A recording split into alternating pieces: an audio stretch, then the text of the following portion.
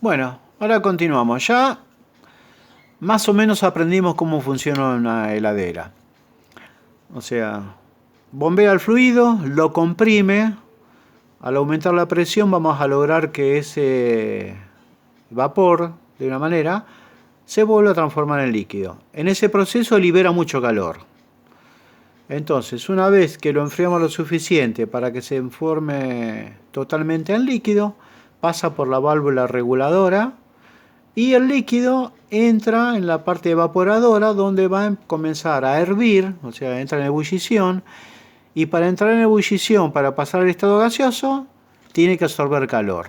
Entonces, ese calor lo va a absorber del interior de la heladera, ya sea del agua que está en el congelador para producir cubitos, del helado que pusimos para conservarlo. O sea, los helados se tienen que conservar a menos de 12 grados, porque si no empiezan a liberar agua y después se escarcha el agua por separado de la crema y queda como un granulado que es horrible. Y en el interior de la heladera tiene que estar entre 1 y 4 grados para que los alimentos que vamos a guardar en el interior al menos lleguen a durar una semana. Si está más frío van a durar más, pero necesitamos que al menos una semana. Los alimentos del día. O sea, yo no voy a hacer una comida el lunes y que me dure hasta el otro lunes, ya es demasiado. Entonces, pero dicen, al menos una semana que se conserve en buen estado. Bueno, ¿qué significa acá cuando dice sobrecalentamiento o sobrecalentado a 20 grados?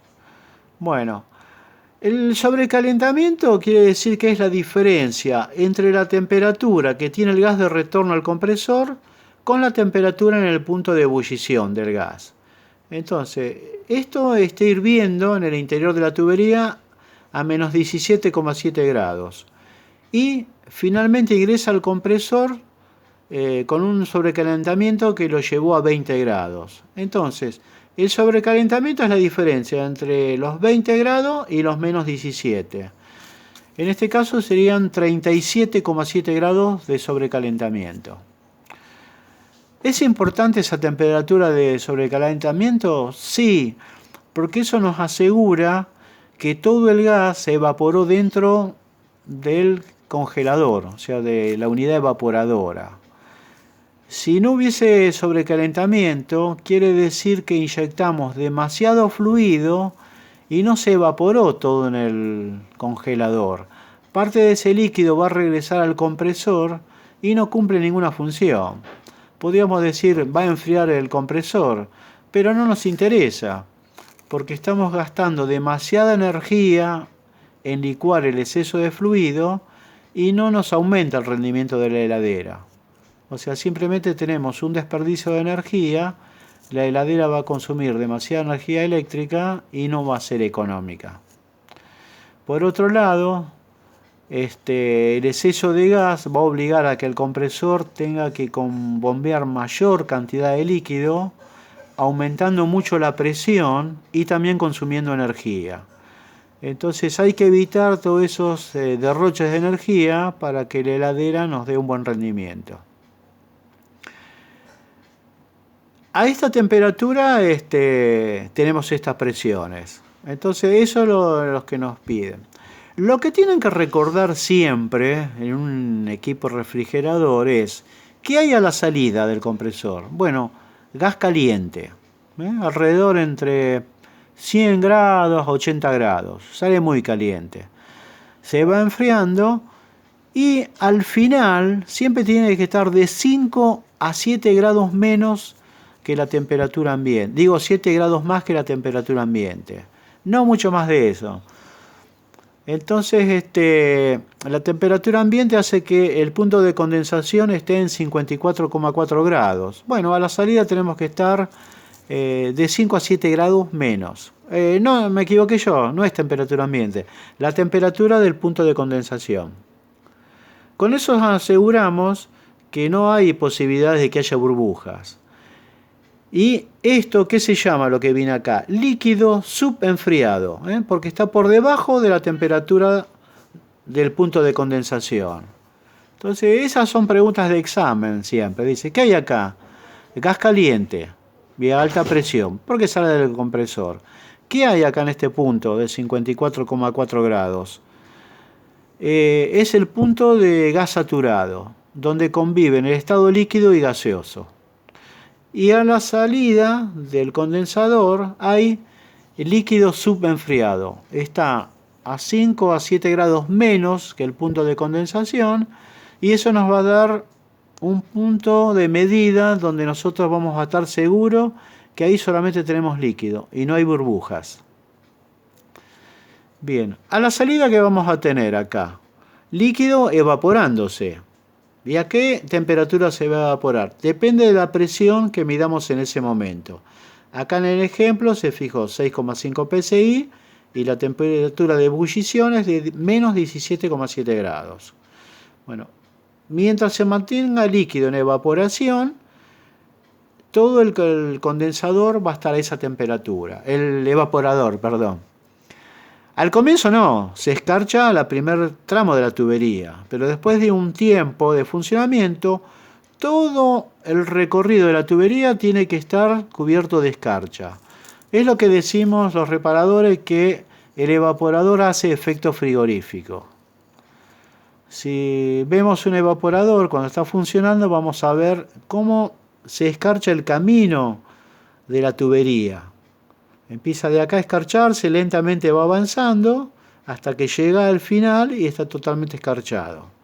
Bueno, con el correr del tiempo, como esto está adosado a una chapa, toda esa superficie de la chapa se va a cubrir de nieve o de escarcha.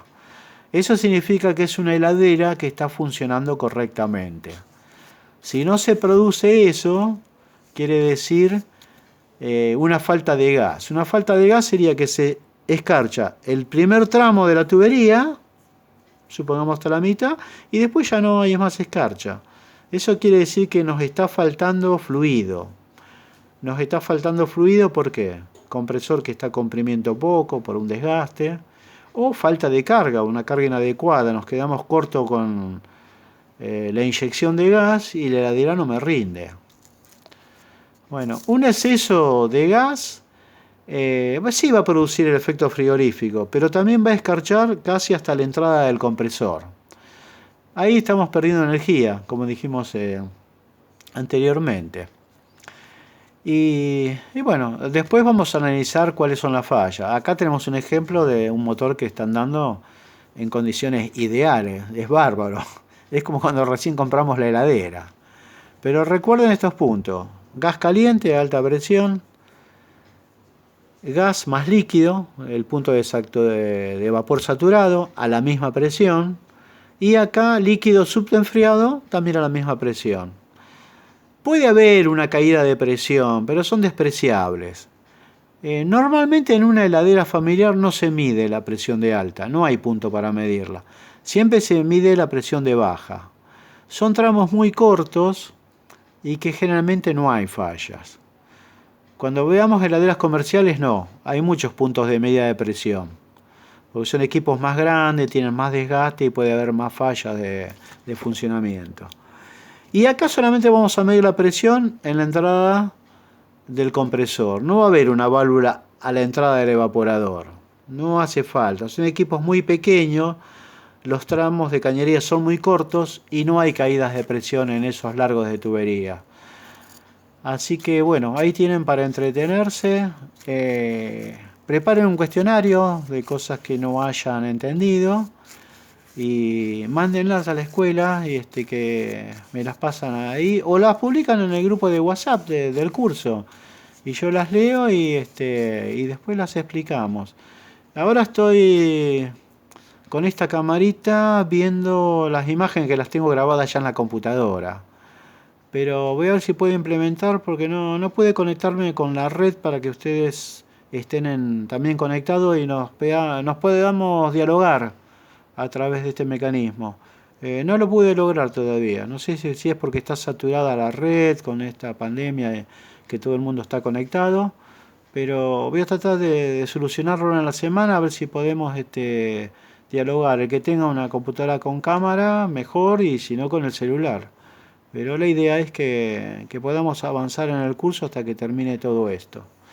Bueno, nos despedimos y voy a preparar más material para el resto de la semana. Si puedo antes del próximo jueves se los voy a enviar.